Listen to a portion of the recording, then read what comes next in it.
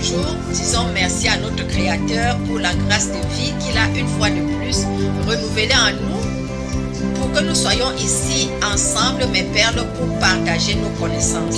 Aujourd'hui, nous abordons avec le nouveau thème qui est le pouvoir de la reconnaissance. Et c'est ce que le Saint-Esprit nous a mis en cœur pour ce mois de décembre. Et ce thème tombe bien parce que nous sommes au mois de décembre. Et nous savons ce que ce mois de décembre comporte. Alors mes perles, gardez l'écoute.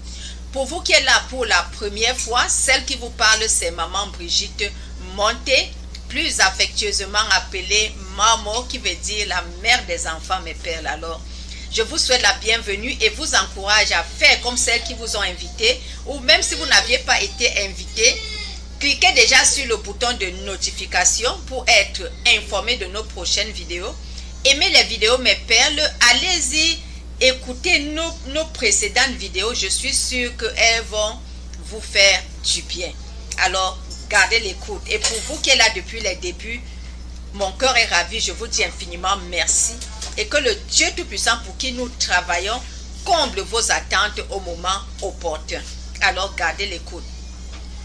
Alors, en ce qui concerne la reconnaissance, ce que nous pouvons déjà savoir, c'est que toute bénédiction que nous devons recevoir vient de Dieu par les hommes et pour les hommes.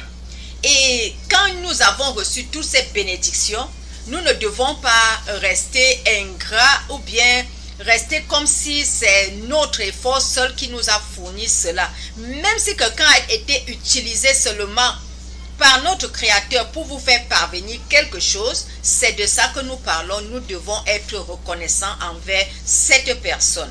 Et ce que j'ai constaté, c'est que la reconnaissance peut être le fruit d'un travail générationnel ou bien le fruit d'un travail divin.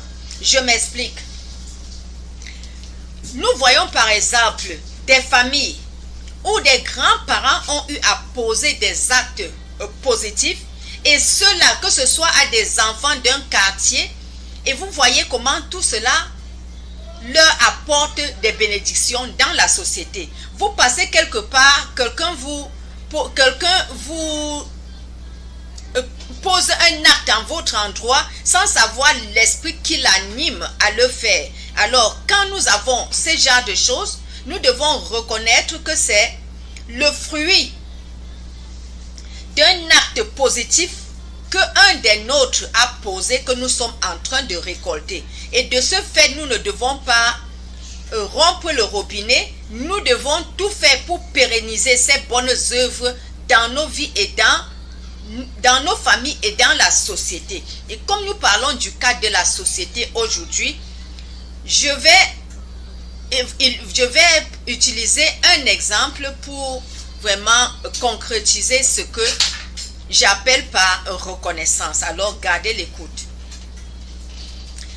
La reconnaissance, déjà, c'est faire savoir à quelqu'un ou à quelqu'une qui a vraiment, à une époque ou à une saison donnée, a marqué votre vie, soit à partir d'une parole, soit à partir d'un geste, soit à partir d'un don.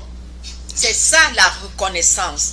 Donc nous ne devons pas rester insensibles face à ces genres d'actes. Et le mois de décembre est un mois indiqué pour ces genres d'actes que quelqu'un a posé dans l'une de nos vies ou bien dans notre vie. Et c'est de ça que nous parlons, mes perles. Alors, pour illustrer un exemple de la reconnaissance dans la société, je vais partager avec vous le témoignage d'un client que j'ai eu quand j'étais cachère dans un magasin ici en Amérique.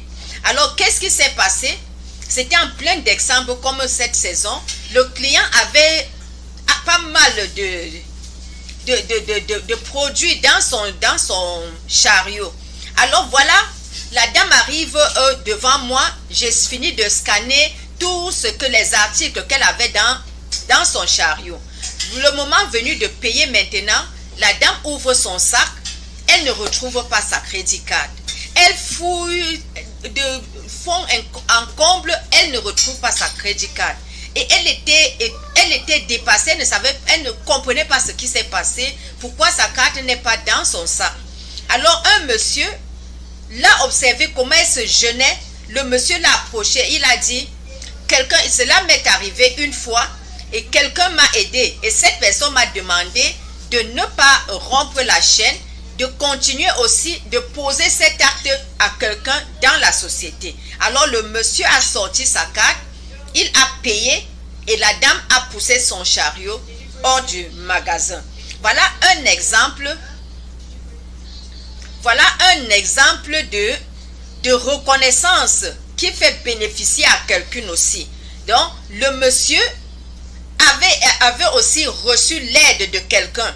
Et cette personne lui a dit, vous n'aurez peut-être pas la chance de me revoir, mais ce que je vous conseille de faire, c'est de poser le même acte à quelqu'un d'autre dans la société quand le moment se produira. Alors, il a eu l'opportunité, il s'est rappelé que quelqu'un lui avait aussi